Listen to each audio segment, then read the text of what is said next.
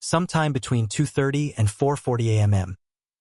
On June 22, 1969, inside a rented house at 4 Cadogan Lane in Belgravia, London, Judy Garland, 47 years old, a woman who had spent nearly 4 decades under studio lights, released dozens of films, sold millions of records, and forever etched her voice into history with a single song about hope beyond the rainbow, was found lifeless behind a closed bathroom door. The city still asleep, the hallway silent, the applause finally gone. There was no stage, no orchestra, no audience waiting for an encore, only a narrow room, a locked door, a body exhausted by years of chemical sleep and relentless expectation, discovered hours after the world last believed she was still smiling somewhere. She did not die in Hollywood, surrounded by cameras and chaos, but in a quiet London house, far from home, far from the image that had followed her since childhood. After nights of performing through pain while promising audiences that everything would be all right. How did the woman who taught generations to believe in hope end up dying alone in silence? What really happened behind that famous smile the world never stopped asking for? This is not the glamorous story of a classic Hollywood legend, nor a simple tale of excess or tragedy, but the untold story of a life spent performing happiness, of a child turned symbol, and of the long, invisible road that led Judy Garland from a rainbow-lit dream to a locked bathroom door in the early hours of a London morning. Long before that quiet London morning, long before the locked bathroom door and the silence that followed, Judy Garland was introduced to the world as a miracle in miniature. A child born Frances Ethel Gum in Grand Rapids, Minnesota, raised on vaudeville stages and studio lots where applause replaced childhood and approval was measured in box office returns, learning before she could fully grow into herself that love was conditional and performance was survival. By her teenage years, Metro-Goldwyn-Mayer had transformed her into an icon, carefully sculpted yet relentlessly controlled. A girl pushed to sing, smile, and work through exhaustion, fed pills to wake up, pills to sleep, pills to stay thin, and praised only when she delivered perfection on cue, until the camera loved her more consistently than any adult ever had. In 1939, at just 16 years old, she stepped onto a Technicolor set and sang Over the Rainbow, creating an image of innocence and longing so powerful that it followed her for the rest of her life, turning her into a living symbol of hope, vulnerability, and emotional truth, even as the real person beneath that symbol struggled to breathe. As the years passed, Judy Garland became one of Hollywood's most bankable stars, headlining major films, selling millions of records, and later filling concert halls around the world with a voice that seemed to carry every ounce of pain and resilience she had ever known. A voice that cracked in exactly the way audiences found irresistible, because it sounded honest, wounded, and brave all at once. On stage, she radiated warmth, humor, and connection, talking to audiences as if they were old friends, making them laugh between songs, pulling them close before delivering another emotional blow, and the world rewarded her with standing ovations, sold-out shows, and lifelong devotion. To the public, Judy Garland was fragile but indestructible, a survivor who always came back, whose suffering somehow made her stronger, whose smile always returned just in time. Yet behind that golden image was a woman who never learned how to stop performing, who carried the weight of expectation into every relationship, every marriage, every dressing room mirror, and every hotel room late at night, terrified that without the spotlight she would disappear entirely. Because when the cameras turned off and the applause faded, the question that haunted her was not whether the world still loved Judy Garland, but whether anyone had ever truly known the exhausted woman standing behind the smile. As Judy Garland moved from child star to global icon, her life settled into a cruel pattern in which survival depended on never slowing down, because every pause threatened to expose how fragile she had become beneath the glitter, and the industry that had built her knew exactly how to keep her moving, scheduling films, recordings, radio appearances, and tours back-to-back, reinforcing the belief that rest was dangerous and stillness was failure. Success followed her relentlessly, but so did the chemical routine introduced in her teens, stimulants to wake up and perform, sedatives to shut her mind off afterward, a cycle that gradually replaced natural rhythms with artificial control, making exhaustion feel normal and sleep feel optional. By the late 1940s and 1950s, the cracks were no longer subtle: missed call times, emotional breakdowns on set, marriages that promised safety but quickly collapsed under the weight of insecurity, financial pressure, and the impossible task of loving someone who had never been allowed to love herself without an audience watching. Yet each time she stumbled, the narrative framed her as resilient, a comeback story audiences adored, reinforcing the idea that pain was simply part of her magic, that suffering was not something to be healed, but something to be repackaged into another performance. On stage, especially during her later concert years, Judy learned to weaponize that vulnerability, turning raw confession into entertainment, joking about her struggles, letting her voice tremble just enough to feel intimate, then pulling herself together to thunderous applause, and for the audience, it felt like honesty, but for Judy, it was another mask, one that demanded she bleed on cue and then smile as if it cost her nothing. Offstage, the cost accumulated quietly, nights spent staring at hotel ceilings, hands shaking as she reached for pills not out of excess but out of fear, fear of insomnia, fear of anxiety, fear that without chemical assistance her body would finally collapse under decades of strain. Friends and family noticed the oscillation between sharp wit and deep despair, between warmth and withdrawal. A woman who could light up a room and then vanish into silence minutes later, and while those closest to her tried to intervene, the momentum of her career always seemed stronger than concern. Contracts signed, shows booked, expectations locked in. By the late 1960s, that momentum carried her to London, where a new residency at the Talk of the Town nightclub was framed as a fresh start, a chance to stabilize financially and reclaim control. But in reality, it was another high-wire act performed without a safety net, night after night under unforgiving lights, her body increasingly unreliable, her voice sometimes soaring, sometimes wavering, each performance a gamble that left her drained yet unable to stop. Audiences in London witnessed moments of brilliance and moments of visible struggle.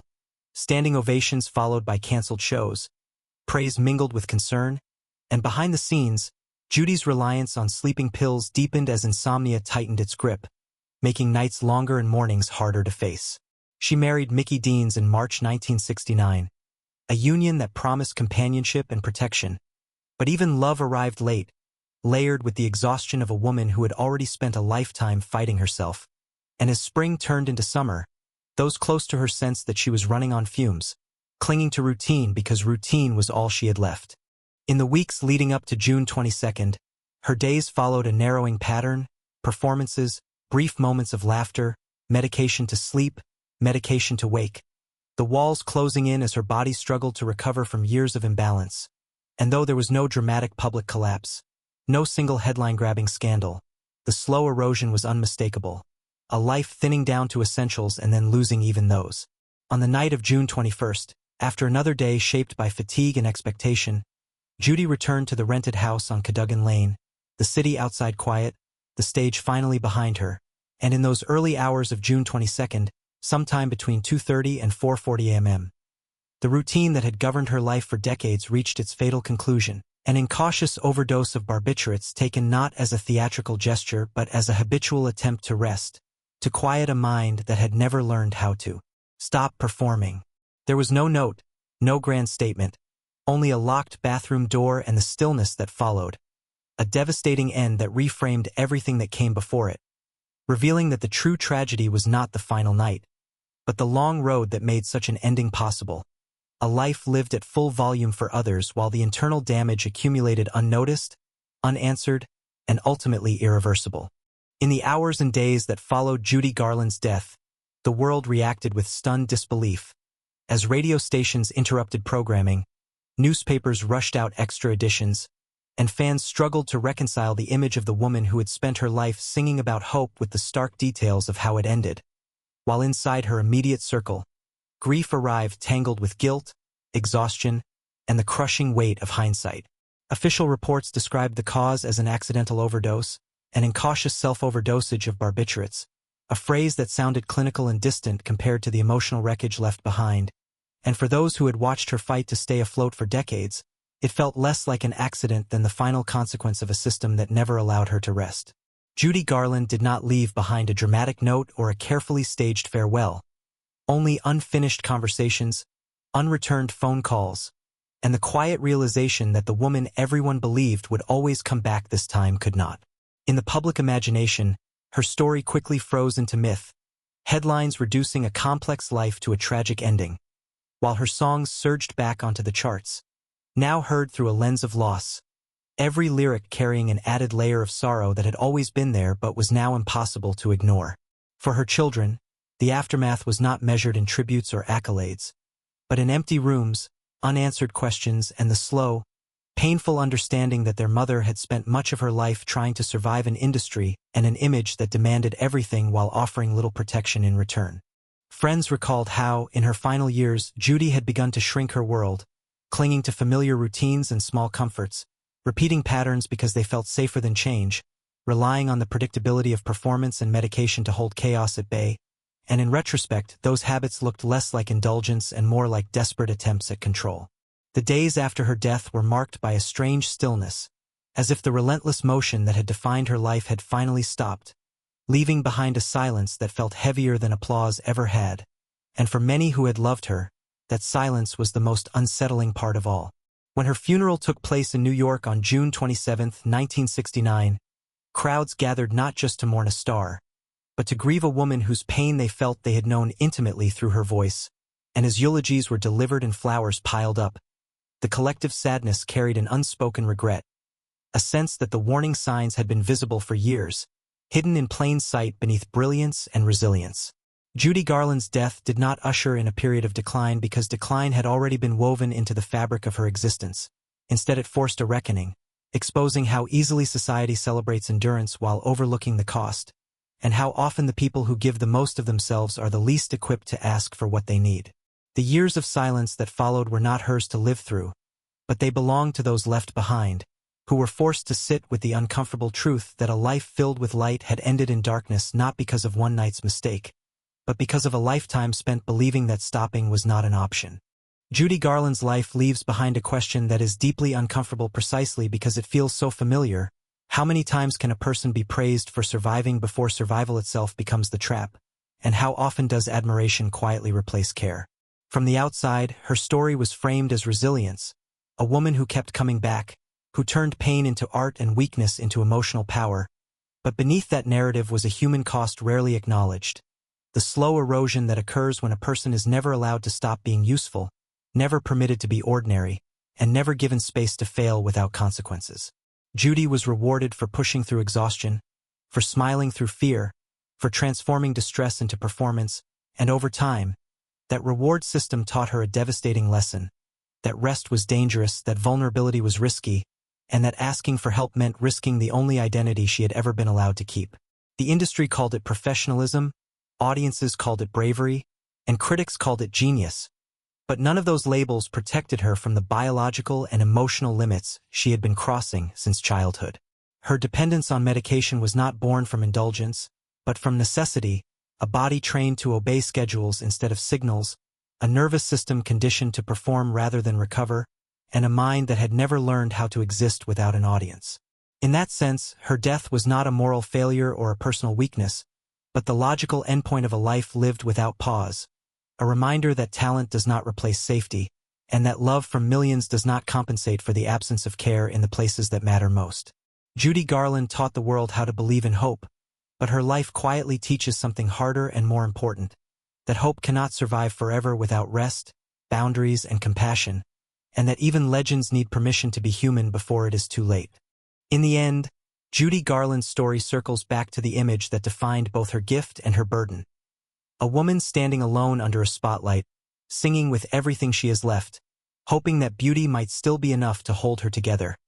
And when that spotlight finally went dark in a quiet London house, what remained was not scandal or spectacle, but a profound stillness that forced the world to confront what it had been applauding all along.